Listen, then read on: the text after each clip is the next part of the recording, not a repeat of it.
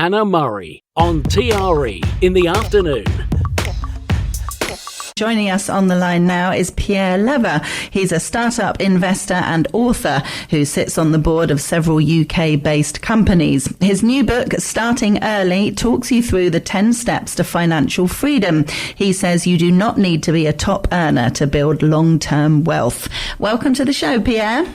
Thanks very much, Hannah. Thanks for joining us. So I was reading that the kind of background and inspiration for you writing this book was your 3 daughters.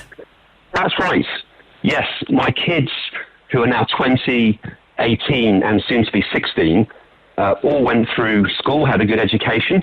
And like most of us, they learned about Shakespeare and algebra and the Tudors, but barely a single word or lesson on things like budgeting and financial planning. So I was inspired to write a book to fill that gap. Yeah, it's interesting, isn't it? I've talked about this many times over the years. It should be a really obvious thing that we should learn at school, but it just doesn't happen. And you can see in adulthood, many people suffer having not had lessons about those kind of things. It's baffling to me. So, I mean, it's not just an issue of financial illiteracy in academia. There are, as you were just saying, some really negative real-life consequences. So, for example, the Mental Health Foundation found that almost a third of UK adults are highly anxious or stressed about money. And there was a survey quite recently by Interactive Investor that also revealed that over half of all UK adults believe between the age of 41 and 54 that they're never going to be able to retire. And that's just wrong. And so my motivation with the book was to write something which was targeted at young adults, which meant it had to be very, very short. This is the third in what we call the 57-minute series, so short enough to read in under an hour, because I know they're not going to read complex financial materials. It's too boring. So it had to be simple, short, but essentially distilling the 10 habits of ordinary earners, by which I mean teachers, engineers, not bankers or lawyers, that end up managing to achieve financial independence. What are the things by the time you're 60 you'd wish you'd known when you were in your early 20s? That's really the sort of the premise of this book. Yeah. And do you think that older people who maybe didn't do these things either when they were younger can also implement some of them, or is it too late for the rest of us? No, it's never too late. The book is called Starting Early, the 10 Steps to Financial Freedom, so the clue's in the title. But it's always possible to make a start later in life. And the key really is to make sure that you are not distracted by short-term gimmicks, and there are many out there, from meme stocks to cryptocurrencies and Bitcoin and the like, and to instead very, very diligently, very boringly, if you like, invest small amounts every month without fail, setting up an automated payment into a fund that just tracks a large market index like the S&P 500 in the US. And to do that consistently, find the cheapest, lowest cost fund you can find. There are many out there, from Fidelity to Vanguard and several others. And then just to sit tight and wait. And as long as you have at least a 10-year horizon in mind, it's highly likely that you will come out the other side in the black. And if you look, as a very short example, at the S&P 500, that's essentially the largest 500 companies in the US, and you take a 30-year time horizon, there has never been a 30-year period in the last century in which you would have lost money. Even over the 20-year period, you would have made at least 1.8%.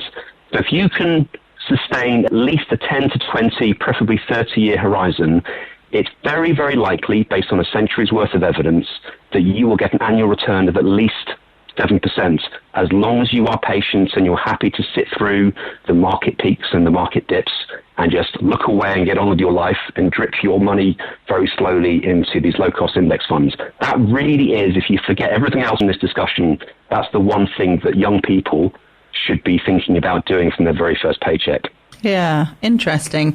And you're saying that it doesn't need to be a lot of money, you know, depending on how much people are earning. I mean, could it be as little as £10 a month, for example?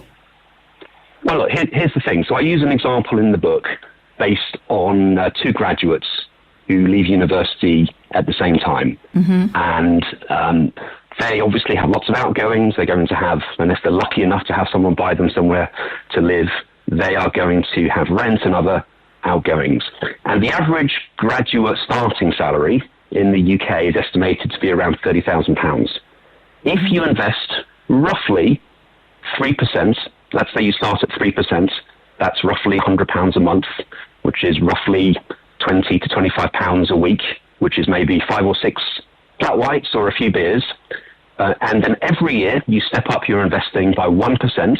So rather than thinking about it in terms of absolute numbers, starting with a percentage of, say, 3% and then stepping up every year, in year 2 you're investing 4%, by year 3 you're investing 5% and so on. And when you reach 15% of your earnings being saved by the time you're 37, you freeze the percentage and then you just carry on investing 15% every year. By the time you are 62, you will have almost £1.4 million in your fund, which most estimates suggest is sufficient to live a reasonably comfortable lifestyle. So £10 might be too small, to be candid, but it doesn't have to be thousands of pounds a month. If you are lucky to put £1,000 a month away, you might end up with several million pounds. But for most people, that's not realistic. So I would advocate at least £100 a month. Okay. Interesting. So with regards to what did you call it? The 500? Yeah, so let me break that down. So a market index is very simply a way of tracking the largest companies on the stock market. So rather than trying to pick individual stocks in BP or Apple or Coca-Cola and hoping that you can make money, the fact show, the hard truth is 90%, 9 out of 10 investors who trade individual stocks lose money over the long term. So instead, an index fund is a much safer way to spread or diversify your money. So there are funds out there. If you simply type into Google S&P, S and then the symbol and, P 500 index fund, you will find many, many providers like Vanguard, Fidelity, State Street, BlackRock and others, who will make it very easy for you to set up your first £100 payment and go from there. And then your £100 a month will buy a tiny piece of each of the largest 500 companies. So think of it this way. Rather than trying to buy the needle, which are the individual stocks, invest in the haystack and then look away and don't worry about it, because your money will be diversified and your risk will be much, much more manageable. Wow, amazing. So here's the $1 million question, if you pardon the pun. Have you got your 3 daughters doing this? I do, yes. And I've been doing it myself for many years. So the eldest is at university, the second's about to head there, and the third one will be there in about 2 years' time, then are Alice and Kitty. And of course, I've taught them through these concepts. I should just add one quick thing, which is we have many family friends who may be separated who find that one or the other partner is left without sufficient funds.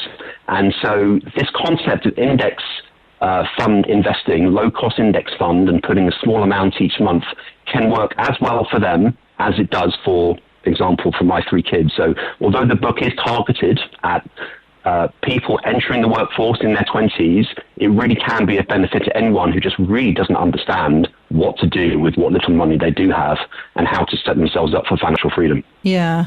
And you talk about long term. You said, the idea is that you leave it there for ideally 20, if not 30 years.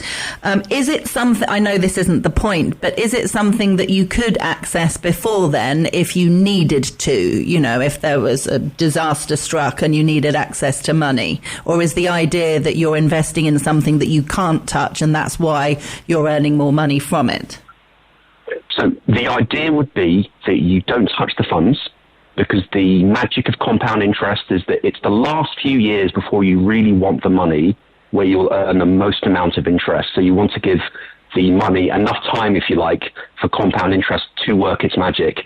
So to answer your question directly, you can technically draw down your funds depending on how you've invested them, but the strong advice would be to leave that money to accumulate over as long a period as possible. You should also always make sure you have an emergency fund to one side for life's swings and roundabouts. And I advocate in the book, the second thing you should always do is try and put money into a deposit to buy a house. Pay for your own mortgage, don't pay for someone else's through rent. But if you are urgently in need of large amounts of money and your money has been growing for 20, 30 years, there'll be sufficient there to be able to address life's major urgencies. But if you can leave the money to grow, it's much better to do so, because by the time you reach 60, or frankly even earlier if you want to retire in your 50s, if you've been smart about it and patient and not fallen for the get-rich-quick scams that are out there, you will have sufficient money to retire on. Yeah. It makes a lot of sense, doesn't it? We should have learnt this in schools. Yes. Yeah, as I say, I really have never understood why it's not taught more extensively. My plan is to distribute this book quite widely across the UK to sixth forms at schools and to universities, and of course the book's also available to buy for anyone on Amazon. Primarily I'm imagining that it will be parents, grandparents, godparents, uncles and aunts who buy this for their kids, grandkids, godkids, nieces and nephews, and the fact that it can be read so quickly, 30, 40 minutes of reading time, makes it a little bit less of a demanding ask of the 22-year-old. They can read it in 30 minutes on the tube, on the train, and they've learned the 10 key principles, and they're off to the races. Yeah. And I mean, I was going to ask you the fact that with investing, you know, there is always a certain element of risk, and some people would be very nervous and there's no guarantees and all of that. But you kind of answered that at the beginning by explaining the research over 100 years and the fact that it has never gone down in that time over the course if people were to do what you suggest. That's right. So, again, I just want to emphasize very clearly for anybody listening, you have to be patient and invest with a long-term mindset. This is a book about getting rich slowly, not about getting rich quickly. If you have a mindset of 10 plus years and preferably 20 to 30, you're going to do very well. If you start investing because you want to buy something nice in 3 years, you may well find that your fund is lower than when you started. There are examples in 2002, the S&P 500 fell 20%.